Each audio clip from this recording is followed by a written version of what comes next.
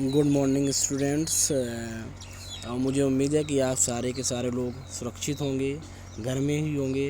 And I request to you stay and safe home. And आज का topic है global warming and green house effect. Global warming का मतलब होता है वैश्विक तापन, यानी कि जो पृथ्वी का तापमान डे बाई डे इंक्रीज होता चला जा रहा है, इसी को कहा जाता है वैश्विक तापमान। और ये तापमान क्यों इंक्रीज होता है? ये तापमान इंक्रीज इसलिए होता है क्योंकि आप लोगों को, हम लोगों को, सब लोगों को पता है कि आजकल क्या है कि जो हरे पेड़ पौधे हैं वो डे बाई डे कम होते चले जा रहे हैं। उसकी वजह से कार्बन डाइऑक्साइड गैस की मात्रा बढ़ती चली जा रही है। जब कार्बन डाइऑक्साइड की मात्रा बढ़ेगी तो जाहिर सी बात है कि टेम्परेचर भी बढ़ेगा और बहुत सारी दिक्कतें होने वाली हैं पर्यावरण वातावरण में। सो इसलिए ग्लोबल वार्मिंग समझना बहुत महत्वपूर्ण है। और जो इसका कारण होता है वो क्या होता है कि कार्बन डाई गैस की मात्रा बढ़ जाती है।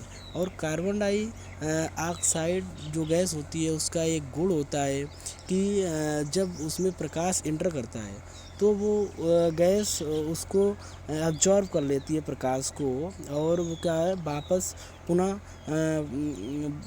वातावरण में पुनः वापस नहीं जाने देती है, जिसके कारण क्या होता है कि जो टेम्परेचर होता है पृथ्वी का वो धीरे धीरे बढ़ता चला जाता है। और इसीलिए हरे पेड़ पौधे लगाना अति आवश्यक है, क्योंकि पेड़ पौधे जो होते हैं वो कार्बन डाइऑक्साइड गैस को एब्जॉर्ब करते हैं, यानी कि भोजन के रूप में ग्रहण कर लेते हैं, और हम लोगों को पुनः जीवनदायी गैस ऑक्सीजन ट्रांसफ़र कर देते हैं।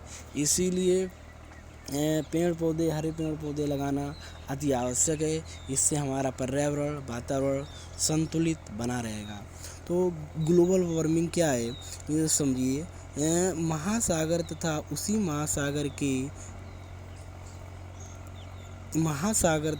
महासागर के बर्फ के पहाड़ धरती की पूरी सतह का नियमित रूप से गर्म होने की प्रक्रिया को वैश्विक तापन या ग्लोबल वार्मिंग कहा जाता है। एक बार पुनः समझिए।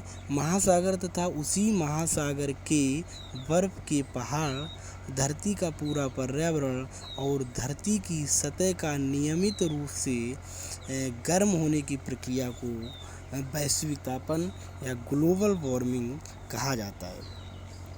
और कहा गया कि पिछले कुछ वर्षों में वैश्विक स्तर पर वातावरण के तापमान में बढ़ोतरी हुई है। पर्यावरण सुरक्षा एजेंसी के अनुसार पिछली शताब्दी में 0.8 डिग्री सेल्सियस के लगभग धरती के तापमान में बढ़ोतरी हुई है। ग्लोबल वार्मिंग का मुख्य कारण ग्रीन हाउस गैसें होती हैं। ग्लोबल वार्मिंग का जो मुख्य कारण होता है वो होती हैं ग्रीन हाउस गैसें। और ग्रीन हाउस गैसें क्या होती हैं? जैसे कार्बन डाइऑक्साइड, क्लोरोफ्लोरोकार्बन्स, मीथेन इत्यादि जो गैसें होती हैं वो ग्रीन हाउस गैसें कहलाती हैं। और ये ग्रीन हाउस गैसें कुछ तो नेचुरली होती हैं, नेचर के द्वारा खुद ब खुद उत्पन्न हो जाती हैं या पहले से ही उपस्थित हैं, प्रेजेंट हैं। और कुछ गैसें जो होती हैं वो मानव द्वारा उत्पन्न हो जाती हैं। तो ग्लोबल वार्मिंग का मुख्य कारण ग्रीन हाउस गैसें होती हैं। ये गैसें कुछ प्राकृतिक प्रक्रिया द्वारा तथा कुछ मानव द्वारा उत्पन्न होती हैं। ये गैसें मुख्य रूप से निम्नलिखित हैं, जैसे कार्बन डाइऑक्साइड, CO2। जो CO2 की मात्रा होती है वो होती है 50%, chlorofluorocarbons 14%, methane 18% and ozone O3 12% and nitrous oxide N2O 6%। और एक डिफिनीशन और इसकी बताइए कि ग्लोबल वार्मिंग वायु में कार्बन डाइऑक्साइड की मात्रा बढ़ने और हरित गृह प्रभाव के कारण पृथ्वी का तापक्रम बढ़ता जा रहा है। ऐसा ही रहा तो वह दिन दूर नहीं जब पृथ्वी का तापमान इतना बढ़ जाएगा कि जगह जगह बर्फ़ पिघलने लगेगी। उसके पानी से समुद्र का पानी फैलने लगेगा। इससे समुद्रीय तटीय नगर पानी में डूब जाएंगे। ध्रुव प्रदेशों पर बर्फ़ की टोपी गलने लगेगी। अधिक ताप के कारण पृथ्वी पर रहना दुष्कर हो जाएगा।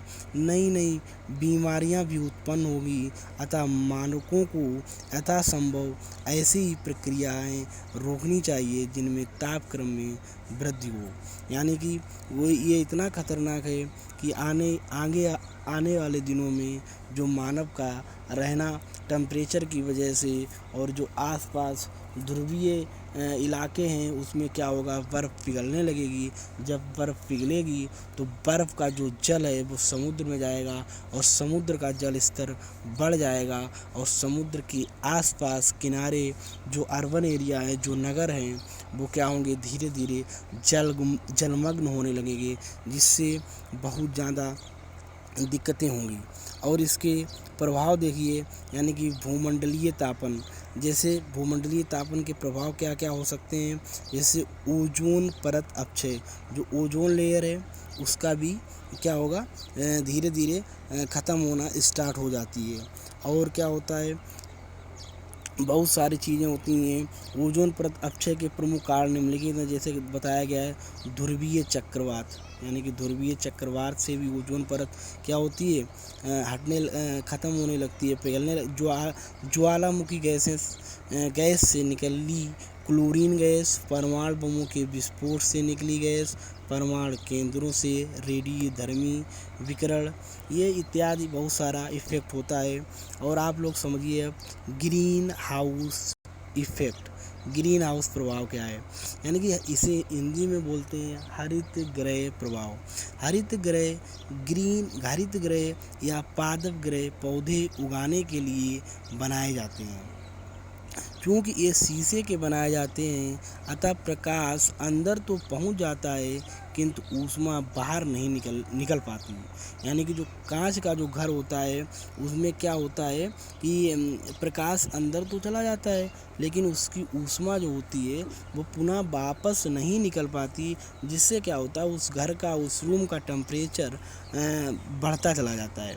कार्बन डाइऑक्साइड का भी गुण ऐसा ही होता है कि वह सूर्य का प्रकाश वायुमंडल से गुजर जाने देती है किंतु ऊष्मा को वायुमंडल से निकलने नहीं देती। इस प्रकार सामान्य मात्रा में कार्बन डाइऑक्साइड वायुमंडल के तापमान को बरकरार बनाए रखती है, किंतु यदि वायुमंडल में कार्बन डाइऑक्साइड की मात्रा में वृद्धि हो जाती है तो ये वायुमंडल में अधिक ऊष्मा रोकेगी, जो इसका तापमान बढ़ा देगी।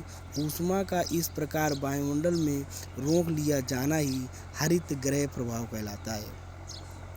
सो प्लीज़ आप सब लोग इसको अच्छे से समझ लीजिए, इसको अच्छे से तैयार कर लीजिए, ये आपके एग्ज़ाम के लिए इम्पोर्टेंट है। और सभी लोग इस वीडियो को लाइक करें और सब्सक्राइब करें, फॉरवर्ड करें। थैंक्स।